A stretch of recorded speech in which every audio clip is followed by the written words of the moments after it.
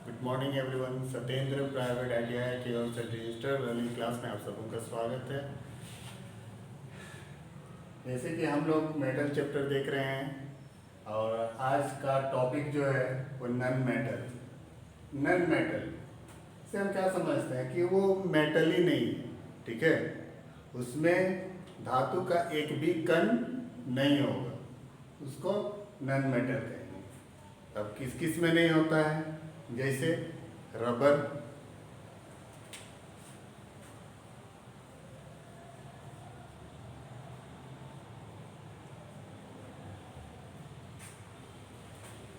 Rubber ये तो धातु है नहीं, इसलिए इसको नन मेटल कहते हैं, ठीक है।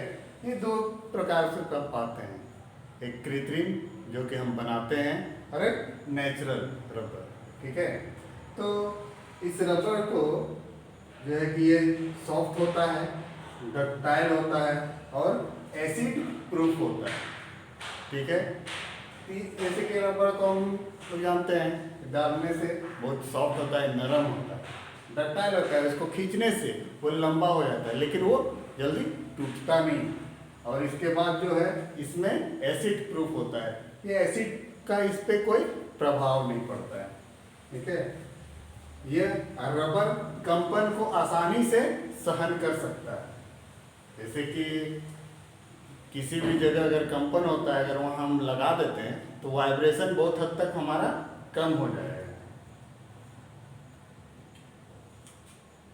तो इसको हम कहाँ कहाँ यूज करते हैं, इसको भार को इस इलेक्ट्रिक इंसुलेटर में इसको हम लोग इस्तेमाल करते हैं। एंटी फ्रिक्शन होता है, ये रबर फ्रिक्शन नहीं होने देता है, ये बहुत ही हल्का होता है, ठीक है। अब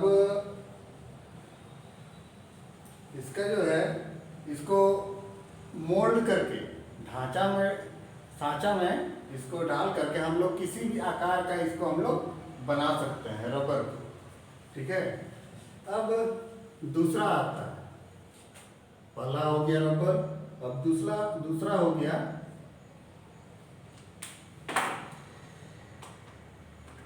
प्लास्टिक।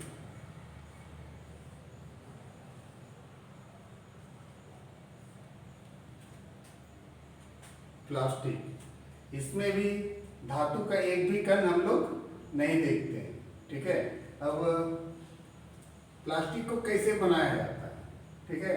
प्लास्टिक को रासायनिक क्रिया के द्वारा हम लोग इसका जो बेसिक अणु सब है, कण है, उसको एक साथ जोड़कर बनाते हैं हम लोग, ठीक है। अब इसमें प्लास्टिक में क्या होता है कि अगर हम इसको गर्म करते हैं तो ये नरम हो जाता है, फिर ठंडा होने के बाद ये दोबारा फिर कड़ा हो जाता है। इसका हम लोग को कई जगह लाभ देखने को मिलता है कि जैसे इसका वजन जो होता है, भार जो होता है, बहुत हल्का होता है, इसमें एंटी फ्रिक्शन गुण होता है और ये इलेक्ट्रिकल इंसुलेटर का भी काम करता है, ठीक है। अब प्लास्टिक में हम लोग दो तीन प्लास्टिक जानेंगे कि प्लास्टिक में और कौन कौन सा प्लास्टिक होता है। तो पहला है थर्मोप्लास्टिक।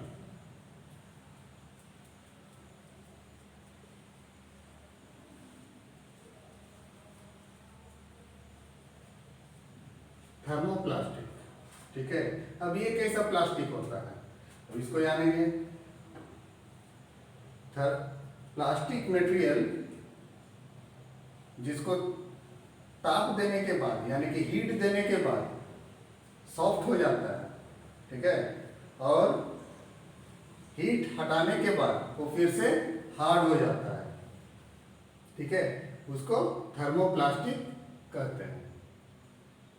अब थर्मोप्लास्टिक में और बहुत सारे प्लास्टिक आएंगे, जैसे कि नायलॉन, ठीक है। जैसे नायलॉन का हम लोग सूता देखते हैं तो वो भी प्लास्टिक है। प्लास्टिक में कौन सा प्लास्टिक है? थर्मोप्लास्टिक है। पॉलीथीन,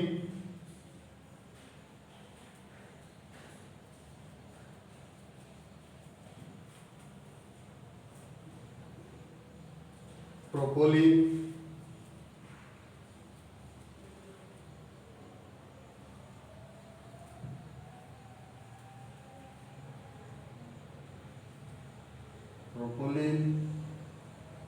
ये सब थर्मोप्लास्टिक का प्रकार है।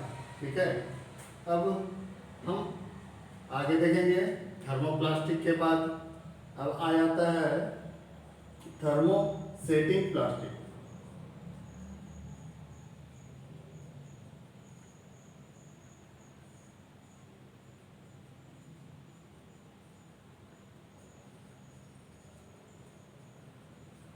थर्मोसेटिंग प्लास्टिक, इसमें क्या होता है कि जो प्लास्टिक गर्म करने के बाद हार्ड हो जाता है, ठीक है, और इसके बाद ज़्यादा हीट देने पर भी उसमें कोई परिवर्तन नहीं होता है उसका गुण में, उसको थर्मोसेटिंग प्लास्टिक कहते हैं। ठीक है। इसमें क्या होता है, इसमें रासायनिक क्रिया में कोई परिवर्तन नहीं होता है, इसलिए वो जैसा है उसी तरह रहता है। अब थर्मोसेटिंग प्लास्टिक में हम लोग कौन कौन सा प्लास्टिक हम लोग यूज करते हैं, तो इसमें पहला है फेनोलेक्स।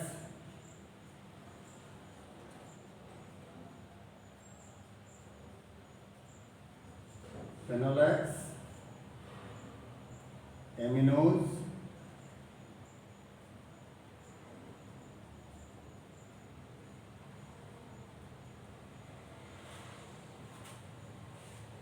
पॉलिस्टर रेजिन,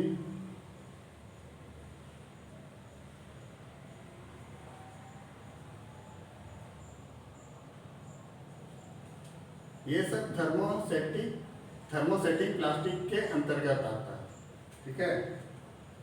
अब तीसरा आ जाता है इसमें जो है इलास्टोमर।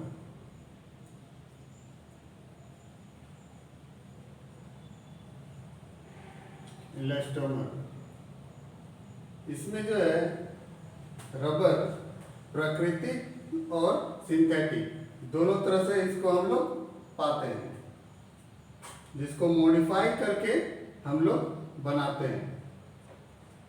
इसका जो प्रयोग होता है वो गैस्केट,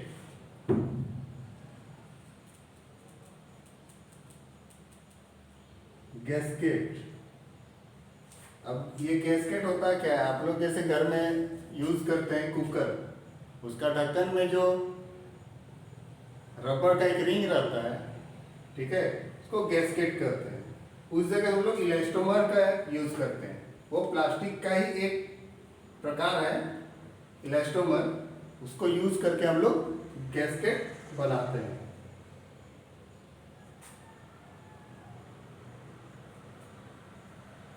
तो ये प्लास्टिक का 3 प्रकार हुआ, थर्मोप्लास्टिक, थर्मोसेटिंग प्लास्टिक और इलास्टोमर। ठीक है। ये सब जो है ये तीनों नॉन मेटल। तो ये नॉन मेटल दो ही होता है, रबर और प्लास्टिक। इसमें प्लास्टिक का 3 अलग अलग प्रकार है, इसको हम लोग जाने। अब हम लोग जानते हैं मेटल में कि मेटल को हम लोग कैसे पहचानेंगे कि वो मेटल है। ठीक है। अब मेटल को पहचानने के लिए हम लोग फाइलिंग के द्वारा हम लोग पहचान सकते हैं। फाइलिंग, ठीक है। अब फाइलिंग में कैसे हम लोग पहचानेंगे, इसमें जब हम लोग फाइलिंग करेंगे तो हम लोग माइल्ड स्टील को अगर हम फाइलिंग करेंगे तो उसमें हम लोग आसानी से फाइल कर सकते हैं। लेकिन अगर हम लोग हाई कार्बन स्टील को फाइलिंग करेंगे तो उसमें मुश्किल है। ठीक है। तो हम लोग फाइलिंग के द्वारा भी हम लोग जान सकते हैं कि कौन सा धातु है। इसके बाद कोल्ड हैमरिंग।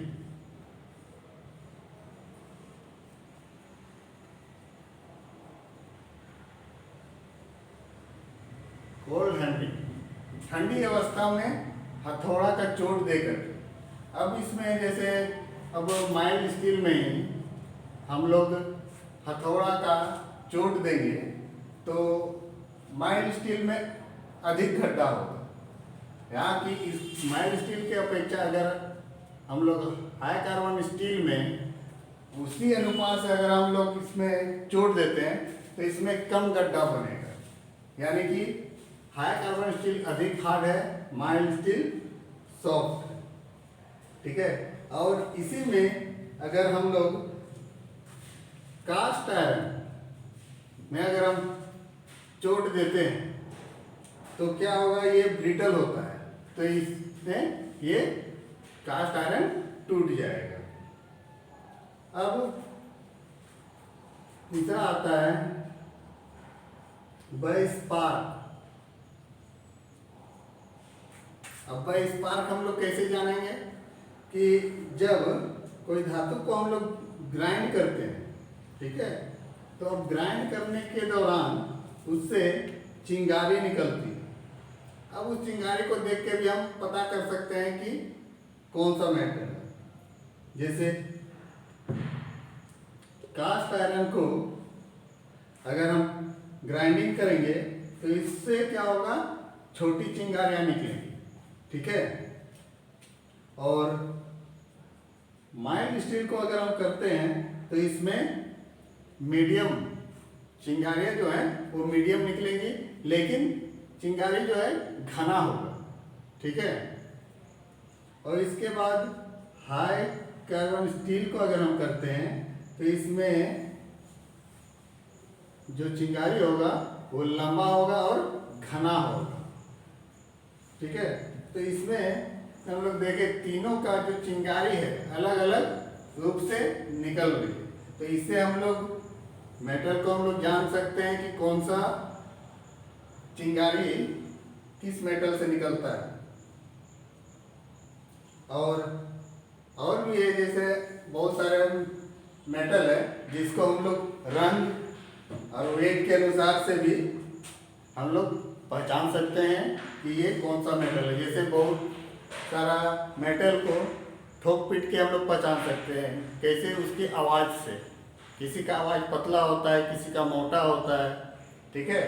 तो हम लोग बहुत सारा को रंग, भार और आवाज़ से हम लोग मेटल को पहचान सकते हैं। तो आज के लिए इतना ही। अब ये हमारा मेटल चैप्टर यही समाप्त होता है। नेक्स्ट क्लास में फिर नया चैप्टर लेके आएंगे। तब तक के लिए धन्यवाद।